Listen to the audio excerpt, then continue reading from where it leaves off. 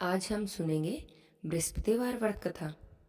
भगवान लक्ष्मी नारायण सब पर अपनी कृपा बनाए रखें, सबके घर में सदा सुख संपत्ति और धन धान्य से भरे रखें। बोलिए विष्णु भगवान की जय हो, बृहस्पति देव भगवान की जय हो। एक समय की बात है, भारतवर्ष में एक प्रतापी और दानी राजा राज्य करता था। वह प्रतिदिन गरीबों और ब्राह्मणों की सहायता करता, हर एक दिन दान पुण्य करता। लेकिन यह उसकी बातें उसकी रानी को बिल्कुल भी अच्छी नहीं लगती। वह ना तो गरीबों को दान देती और ना ही भगवान का पूजन करती, और राजा से भी दान पुण्य करने से मना करती। एक दिन की बात है कि राजा तो शिकार खेलने वन गए हुए थे। घर में रानी और दासी ही थी। उसी समय बृहस्पति देव साधु के वेश में राजा के महल में भिक्षा लेने के लिए आए और भिक्षा मांगी। तो रानी ने भिक्षा देने से इनकार कर दिया और रानी कहने लगी, हे साधु महाराज, मैं तो इस दान और पुण्य से तंग आ गई हूँ। मेरा पति तो सारा धन लुटाते रहते हैं। अब मेरी तो यही इच्छा है कि हमारा सब धन नष्ट हो जाए, ना रहेगा बांस और ना बजेगी बांसुरी। साधु बाबा कहने लगे, हे देवी, तुम तो बड़ी विचित्र हो। संतान और धन को तो सभी चाहते हैं, पुत्र और लक्ष्मी तो पापी के घर में भी होने चाहिए।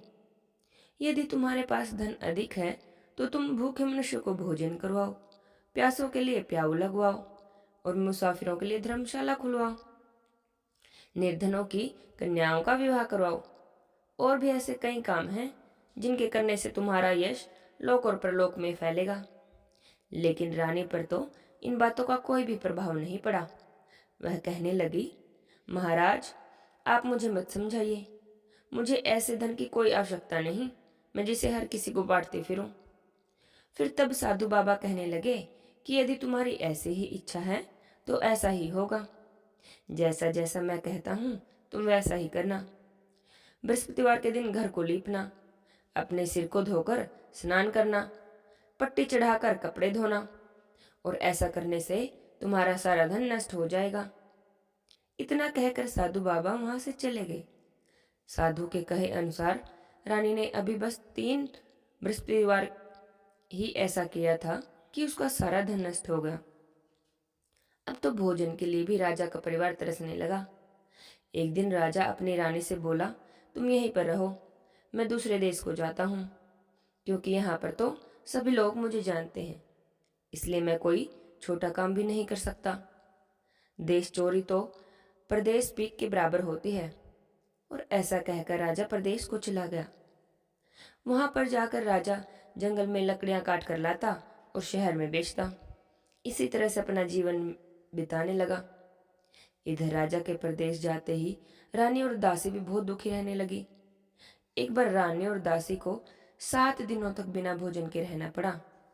तो रानी ने अपनी दासी से कहा, हे दासी, पास ही के नगर में मेरी बहन रहती है, वह बहुत धनवान है, तुम उसके पास चली जाओ, वहां से कुछ ले आना, जिससे कुछ हमारा गुजर बसर हो जाएगा।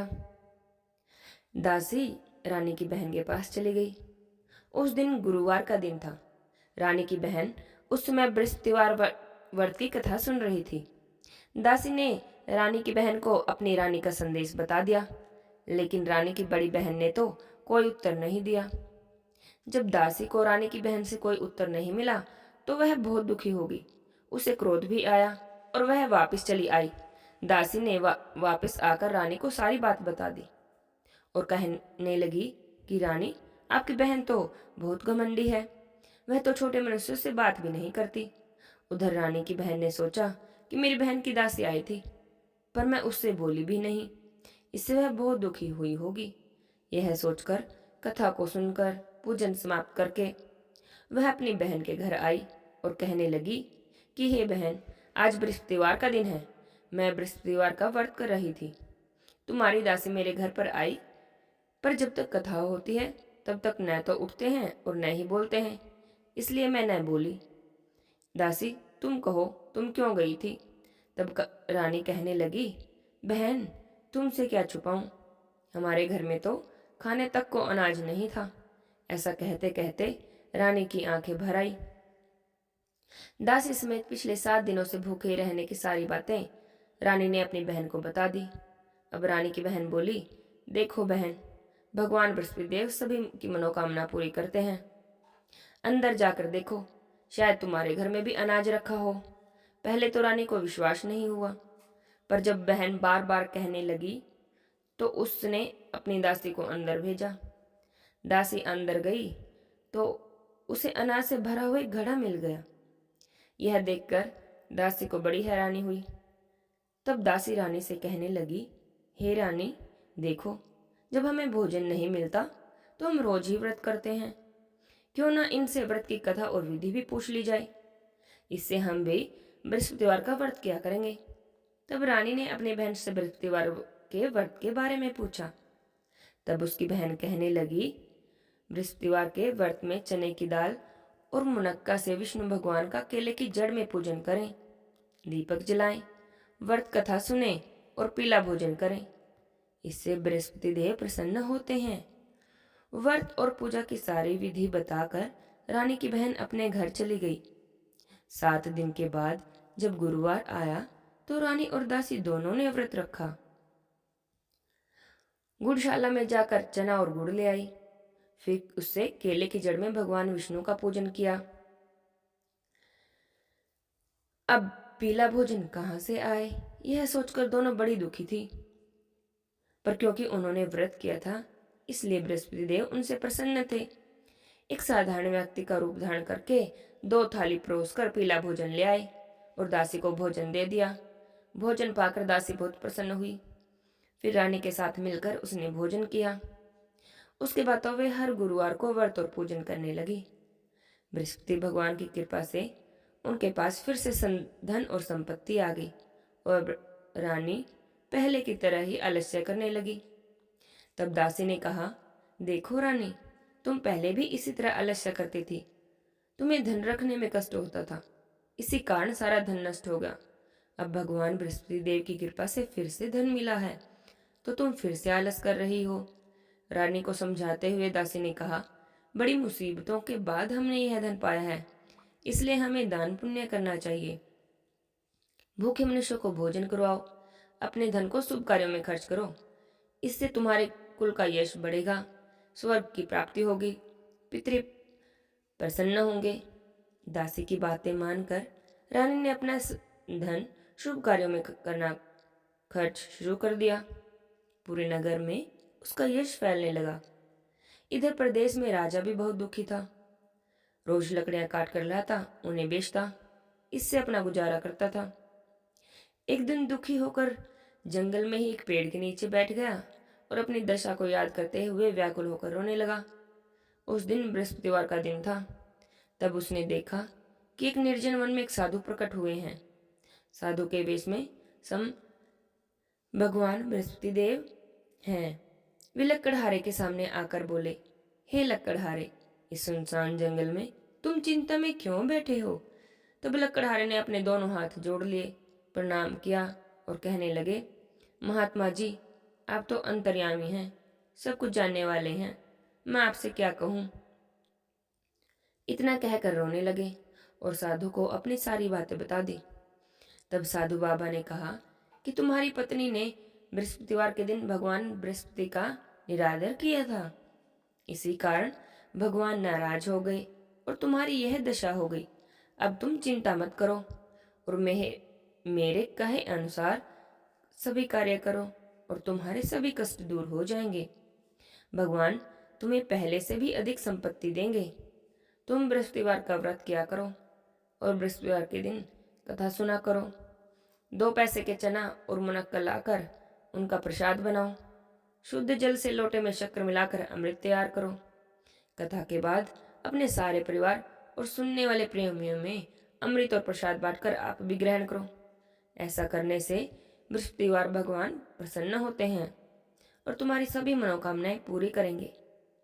साधु के ऐसे वचन सुनकर वह लकड़हारा कहने लगा, हे प्रभु, मुझे लकड़ी बेचकर इतना पैसा नहीं मिलता कि जिससे भोजन करने के बाद कुछ भी बचा सकूं। मैंने रात्रि में अपनी पत्नी को व्याकुल देखा है। मेरे पास तो कुछ भी नहीं कि जिससे उसकी खबर को मंगा सकूं। तब साधु कहने लगे, तुम किसी बात की चिंता मत करो।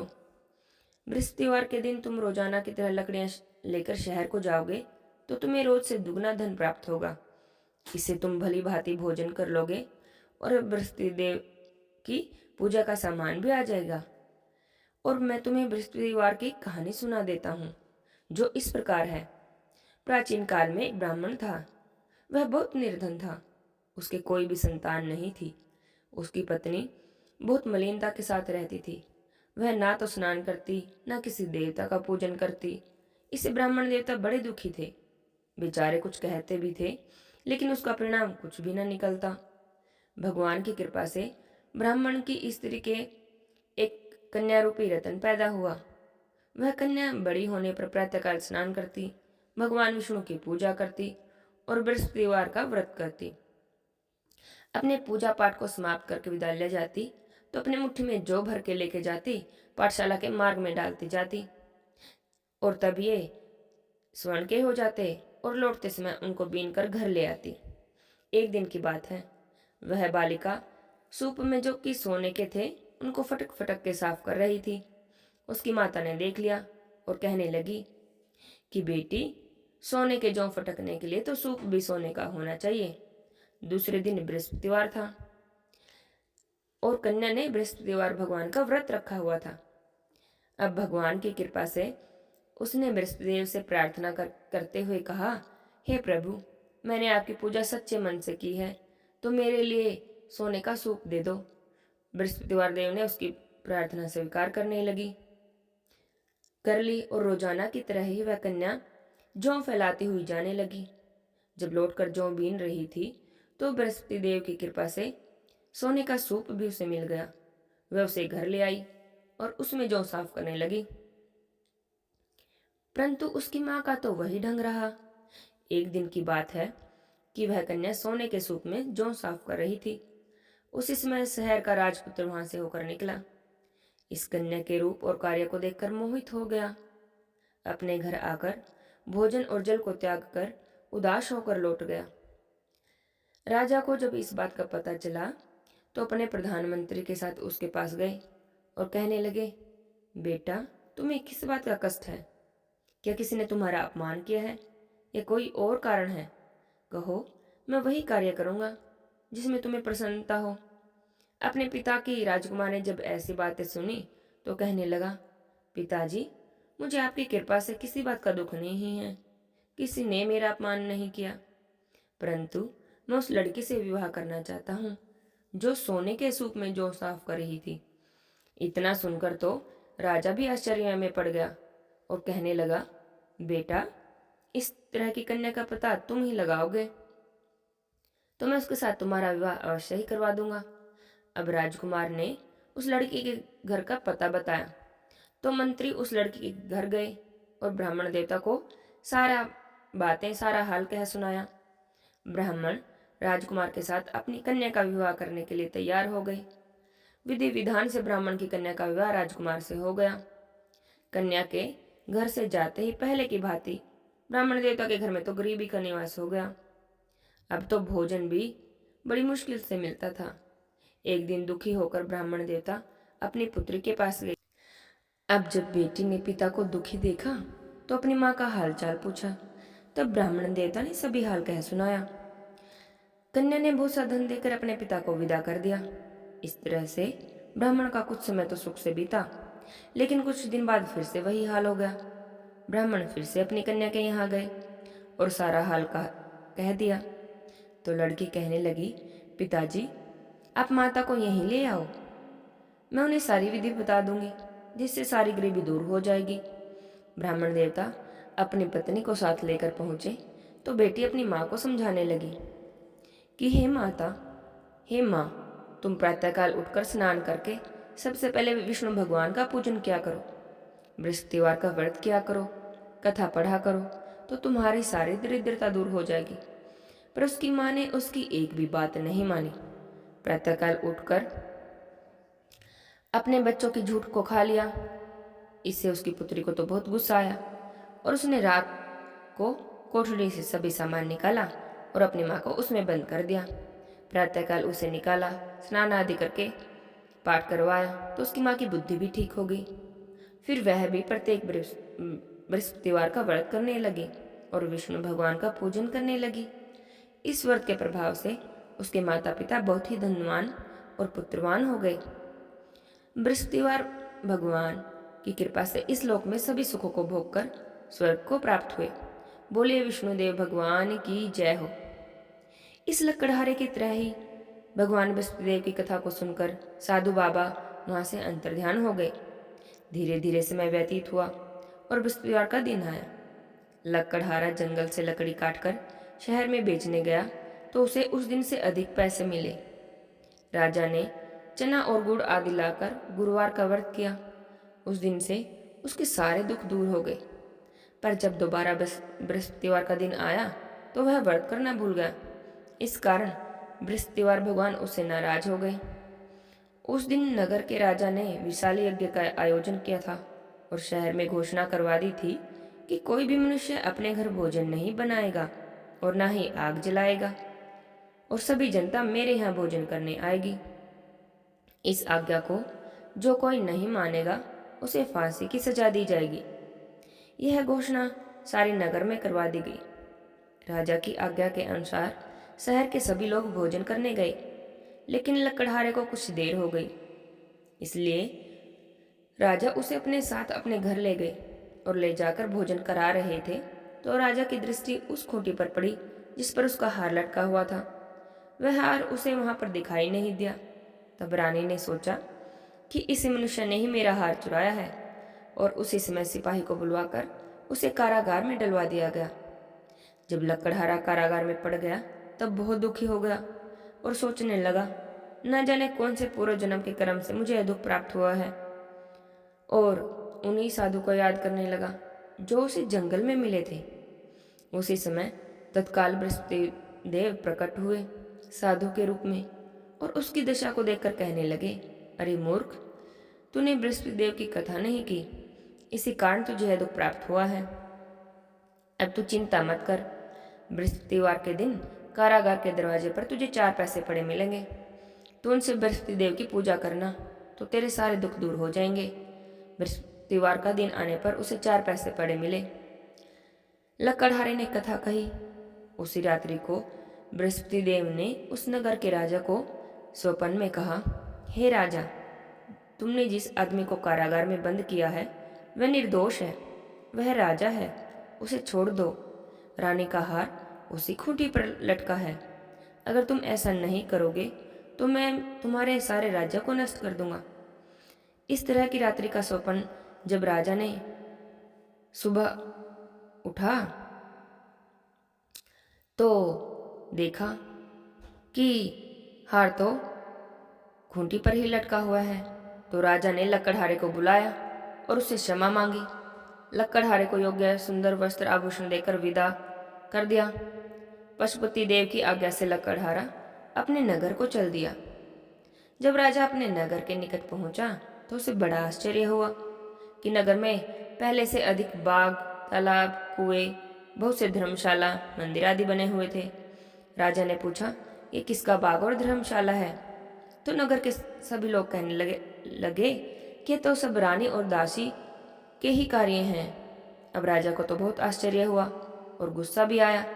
अब जब रानी ने खबर सुनी कि राजा आ रहे हैं तो उन्होंने दासी से कहा, दासी, जाओ देखो, राजा हमें कितनी बुरी हालत में छोड़कर गए थे। अब हमारी ऐसी हालत देखकर वह कहीं लौट ना जाएं, इसलिए तुम दरवाजे पर ही खड़ी हो जाओ। रानी की आज्ञा के अनुसार दासी दरवाजे पर ही खड़ी हो गई। अब जब राजा आए तो उन्हें अपने साथ लिवा लाई। अब राजा ने क्रोध करते हुए अपनी रानी से पूछा, बताओ तुम्हें सब धन कैसे प्राप्त हुआ है? तब रानी और दासी ने कहा कि हमें तो यह सब धन बृहस्पति देव के व्रत के प्रभाव से प्राप्त हुआ है। अब तो राजा ने निश्चय कर लिया कि मेरे राज्य के सभी लोग जो भी सभी बृहस्पति देव का पूजन करते हैं, मैं भी वैसे ही हर रोज बृहस्पति देव का पूजन किया करूंगा। दिन में 3 बार कहानी कहूंगा और रोज व्रत करूंगा। हर समय राजा के दुपट्टे में चने की दाल बंधी रहती। राजा दिन में 3 बार कहानी कहता। एक रोज राजा ने सोच लिया कि कि चलो अपनी बहन के यहाँ मिलकर आते हैं। यह सोच करके राजा घोड़े पर सवार होकर अपनी बहन के यहाँ चल दिया। यहाँ चलते हुए उसने रास्ते में सोचा और देखा कि कुछ आदमी एक मुर्दे को ले जा रहे थे। उन्हें रोककर राजा कहने लगा, अरे भाइयों रुको, मेरी बृहस्पति देव की कथा को सुन लो। तो वो कहने लगे कि हमारा तो आदमी मरा पड़ा है और उसे अपनी कथा की पड़ी है। पर उनमें से कुछ आदमी कहने लगे, ठीक है, कहो, हम तुम्हारी कथा भी सुन लेंगे। राजा ने दाल निकाली और कथा कहने लगा। जब कथा पूरी हुई तो मुर्दा हिलने लग गया। अब जब बृहस्पति देव की कथा समाप्त हो गई तो राम राम करते हुए वह मनुष्य खड़ा हो गया। अब राजा आगे चला गया और आगे चलते हुए मार्ग में उसे एक किसान खेत में हल चलाता हुआ दिखा। तो राजा ने उसे देखकर रुका और उसे भी कहने लगा, अरे भैया, मेरी बृहस्पतिवार व्रत की कथा सुन लो। किसान कहने लगा, जब तक मैं तेरी कथा सुनूंगा तब तक तो 4 हरिया और जोत लूंगा, तू अपनी कथा किसी और को सुनाना। अब राजा आगे चलने लगा। राजा के हटते ही बैल पछाड़ खाकर गिर गई। किसान के पेट में बड़े जोर से दर्द होने लगा। उसी समय उसकी माँ रोटी लेकर आ गई। जब उसने देखा तो अपने बेटे से सब हाल पूछा। बेटे ने सब हाल कह सुनाया तो बुढ़िया दौड़ी दौड़ी उसी घुड़सवार के पास गई और कहने लगी कि बेटा, मैं तेरी कथा सुनूंगी, तुम अपनी कथा मेरे खेत में चलकर कहो। अब राजा बुढ़िया के साथ खेत में जाकर कहानी कहने लगे। कहानी सुनते सुनते ही बैल उठकर खड़े हो गए और किसान के पेट का दर्द भी चला गया। चलते चलते राजा अपनी बहन के घर पहुंच गया। बहन ने भाई की खूब मेहमान नवाजी की। अब दूसरी रोज प्रातःकाल जब राजा जगा तो देखने लगा कि सभी लोग भोजन कर रहे हैं। तो राजा अपनी बहन से कहने लगा, ऐसा कोई मनुष्य हो जिसने भोजन ना किया हो तो मेरी बृहस्पतिवार की कथा सुन लो। बहन कहने लगी, भैया, यह देश तो ऐसा ही है कि यहाँ लोग पहले भोजन करते हैं और बाद में कुछ और काम करते हैं, लेकिन अगर कोई पड़ोस में हो तो मैं देख आती हूँ। ऐसा कहकर वह देखने चली गई, पर उसे तो कोई भी ऐसा व्यक्ति नहीं मिला जिसने भोजन न किया हो। अंत में वह एक कुम्हार के घर गई। उस कुम्हार का लड़का बीमार था। उसे पता चला कि उसके यहाँ तो 2-3 रोज से किसी ने भोजन ही नहीं किया। तब रानी ने अपने भाई की कथा सुनने के लिए कुम्हार से कहा तो वह तैयार हो गया। राजा ने उसके घर जाकर बृहस्पतिवार की कथा कही, जिसे सुनकर उसका लड़का ठीक हो गया। अब तो राजा की प्रशंसा होने लगी। कुछ दिनों तक राजा अपनी बहन के घर रहा। फिर एक दिन कहने लगा, बहन, अब हम अपने घर को जाएंगे, तुम भी तैयार हो जाओ। रानी की बहन ने अपनी सास से कहा। सास कहने लगी, हाँ चली जा, पर अपने लड़के को मत ले जाना, क्योंकि तेरे भाई की कोई औलाद नहीं है। तब भाई बहन से कहने लगी, भैया मैं तो चलूंगी, पर कोई बालक नहीं आएगा। राजा कहने लगा, जब कोई बालक ही नहीं आएगा तब तुम क्या ही करोगी। बड़े दुखी मन से राजा अपने नगर को लौट आया।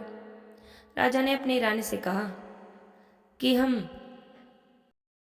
निर्वंश हैं, तो कोई हमारे यहाँ भी आने को खुश नहीं है।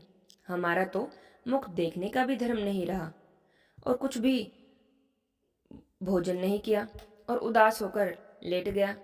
तब रानी कहने लगी, हे प्रभु, बृहस्पति देव ने हमें सब कुछ दिया है, वे हमें औलाद भी अवश्य ही देंगे। उस रात को बृहस्पति देव ने राजा के स्वप्न में कहा, हे राजा, उठो, अपनी सभी सोच त्याग दो, तुम्हारी रानी गर्भ से है। राजा को यह बात सुनकर बड़ी खुशी हुई और उनके यहाँ 9वें महीने में रानी ने एक सुंदर पुत्र को जन्म दिया। अब राजा कहने लगा, हे रानी, स्त्री बिना भोजन के रह सकती है, बिना कहे नहीं रह सकती। जब मेरी बहन आए तो तुम उससे कुछ मत कहना। रानी ने सुनकर हाँ कर दी। तब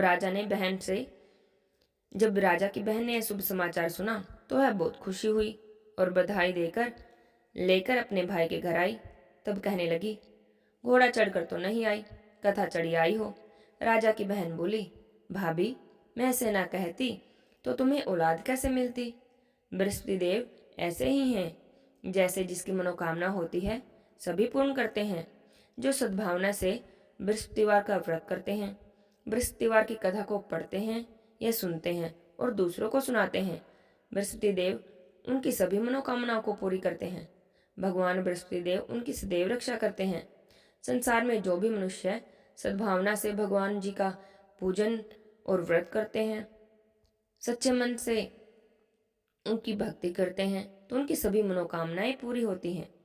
जैसे सच्ची भावना से राजा और रानी ने उनकी कथा का गुणगान किया, तो उनकी सभी इच्छाएं बृहस्पति देव जी ने पूरी की।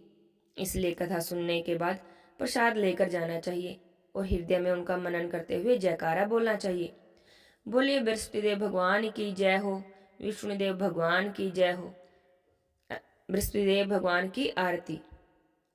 ओम जय बृहस्पति देवा, ओम जय बृहस्पति देवा, छिन छिन भोग लगाऊं कदली फल मेवा। ओम जय बृहस्पति देवा, तुम पूर्ण परमात्मा, तुम अंतर्यामी, जगत पिता जगदीश्वर, तुम सबके स्वामी। ओम जय बृहस्पति देवा, ओम जय बृहस्पति देवा, स्वामी जय बृहस्पति देवा, छिन छिन भोग लगाऊं कदली फल मेवा। ओम जय बृहस्पति देवा,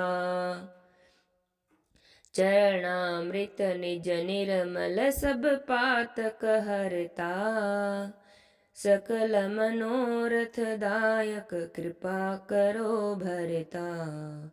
ओम जय बृहस्पति देवा, ओम जय बृहस्पति देवा, स्वामी जय बृहस्पति देवा, छिन छिन भोग लगाऊं कदली फल मेवा। ओम जय बृहस्पति देवा, तन मन धन अर्पण कर जो जन शरण पड़े, प्रभु प्रकट तब होकर आकर द्वार खड़े। ओम जय बृहस्पति देवा, ओम जय बृहस्पति देवा, स्वामी जय बृहस्पति देवा, छिन छिन भोग लगाऊं कदली फल मेवा। ओम जय बृहस्पति देवा, दीन दयाल दयानिधि भगतन हितकारी, पाप दोष सब हरता भव बंधन हारी। ओम जय बृहस्पति देवा, ओम जय बृहस्पति देवा, स्वामी जय बृहस्पति देवा, छिन छिन भोग लगाऊं कदली फल मेवा। ओम जय बृहस्पति देवा, सकल मनोरथ दायक सब संशय हारो, विषय विकार मिटाओ संतन सुखकारी। ओम जय बृहस्पति देवा, ओम जय बृहस्पति देवा, स्वामी जय बृहस्पति देवा, छिन छिन भोग लगाऊं कदली फल मेवा। ओम जय बृहस्पति देवा, जो कोई आरती आपकी प्रेम सहित गावे, जेठानंद आनंद कर सो निश्चय पावे। ओम जय बृहस्पति देवा, ओम जय बृहस्पति देवा, स्वामी जय बृहस्पति देवा, छिन छिन भोग लगाऊं कदली फल मेवा। ओम जय बृहस्पति देवा। बोले विष्णु भगवान की जय हो, बृहस्पति देव भगवान की जय हो। लक्ष्मी नारायण भगवान, बृहस्पति भगवान ये कथा कहानी कहते सुनते हुंकारा भरते सब पर अपनी कृपा बनाए